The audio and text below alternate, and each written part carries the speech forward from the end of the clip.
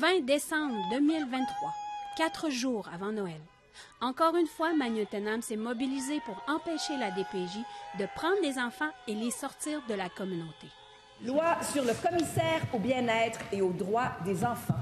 Or, en octobre dernier, le Québec a présenté son projet de loi numéro 37. Ce projet de loi prévoit la nomination par l'Assemblée nationale d'un commissaire au bien-être et aux droits des enfants qui a pour fonction de promouvoir le bien-être et le respect des droits des enfants. C'est au chapitre 3 que le ministre responsable des services sociaux, Lionel Carman, parle de la question autochtone. Le projet de loi prévoit la nomination par le gouvernement d'un commissaire associé dédié au bien-être et aux droits des enfants autochtones qui assiste et conseille le commissaire afin que les intérêts des enfants et des jeunes adultes autochtones soient pris en considération et qu'il soit tenu compte des facteurs historiques, sociaux et culturels qui leur sont propres dans chacun des avis et chacune des recommandations du commissaire. De plus, le commissaire associé va relever du commissaire au bien-être et aux droits des enfants selon le projet de loi. Merci, Madame la Présidente. Cependant, les principaux acteurs qui travaillent auprès des enfants autochtones ne semblent pas du même avis.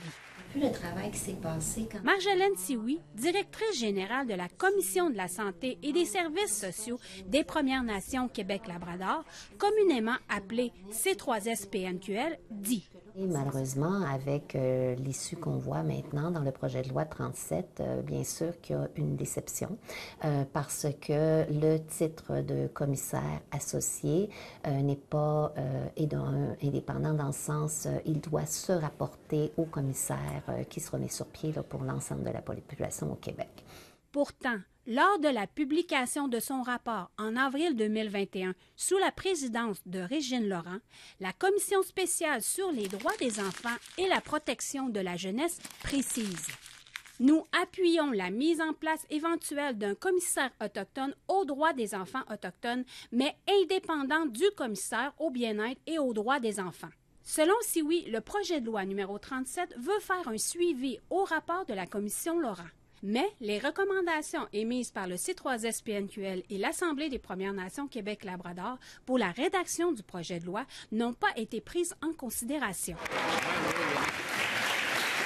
Le ministre des Services sociaux a refusé la demande d'entrevue d'APTN.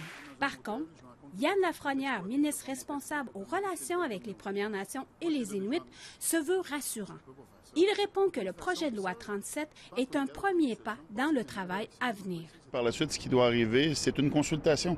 Alors, on aura la chance d'entendre les groupes qui vont se présenter à l'Assemblée nationale pour dire leur vision, leur visée. On se rappellera que la commissaire Laurent avait remis un rapport très important. On s'est engagé à le mettre en place. Et là, ce qu'on a, on crée un poste de commissaire avec un volet qui est autochtone. Mais oui, on va entendre les groupes. Je parlais à mon collègue Lionel Carman, on est très à l'écoute. Cela fait plus d'1 an que la communauté d'Obidjouane, la PNQL et le C3SPNQL attendent une décision de la Cour suprême.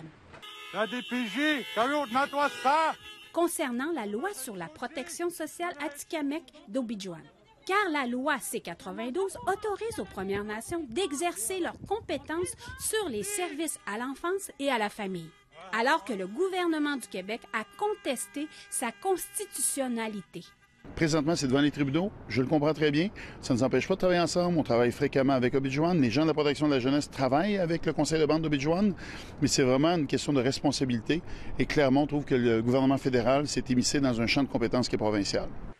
Malgré les craintes du Québec sur les mécanismes à élaborer entre les parties prenantes, Marjolaine Sioui est d'un tout autre avis. On est actuellement en attente d'une décision imminente de la Cour suprême concernant la loi concernant les enfants, les jeunes et les familles des Premières Nations Inuit et Métis, donc C-92.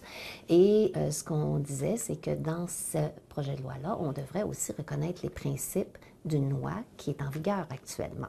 Elle avoue que lors de l'entrevue, la Commission de la santé et des services sociaux était en cours de rédaction du mémoire pour le projet de loi 37.